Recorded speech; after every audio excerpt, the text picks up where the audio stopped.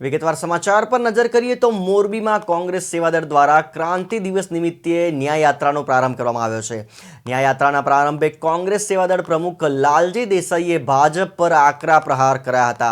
કોંગ્રેસ આગેવાનોને રાજ્યમાં છેલ્લા 5 વર્ષમાં બનેલી દુર્ઘટનાઓમાં મૃત્યુ પામેલાઓને ઝડપી ન્યાય અને પીડિત પરિવારને યોગ્ય વળતર ચૂકવવાની માંગ કરી હતી। કોંગ્રેસ દ્વારા ન્યાયતંત્ર યાત્રા બાદ મોરબીમાં ક્રાંતિ સભા, રાજકોટમાં સંવેદન સભા ઉપરાંત ગાંધીનગરમાં ન્યાય સભા યોજવાનું જાહેર કરવામાં આવ્યું છે।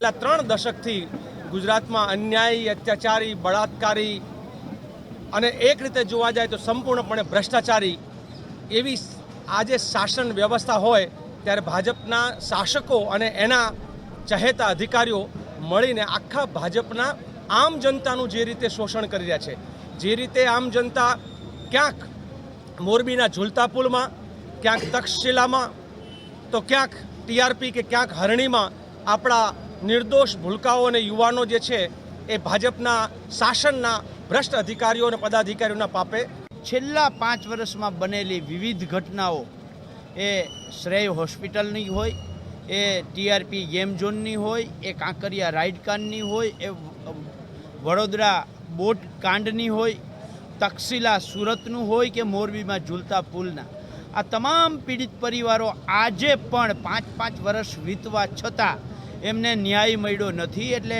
ન્યાય માટે તરસે છે।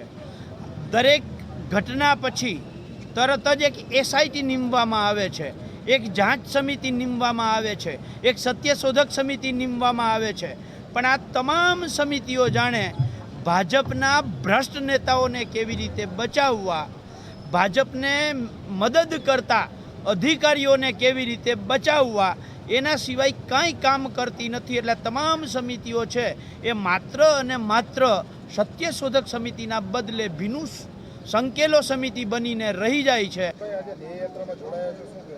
ન્યાય યાત્રામાં સૌથી મોટું આજનું અમારું જે કારણ છે કે સૌથી પહેલો આપણે જે બનાવ બન્યો છે તે સુરતનો છે, તે પછી વારા પરથી વારા બનતા આવ્યા છે। સુરત જે બનાવ બની છે એને આજે 5 વર્ષ પૂર્ણ થવા આવ્યા છે, છતાં પણ કોઈ પ્રકારનો એને ન્યાય નથી મળી રહ્યો।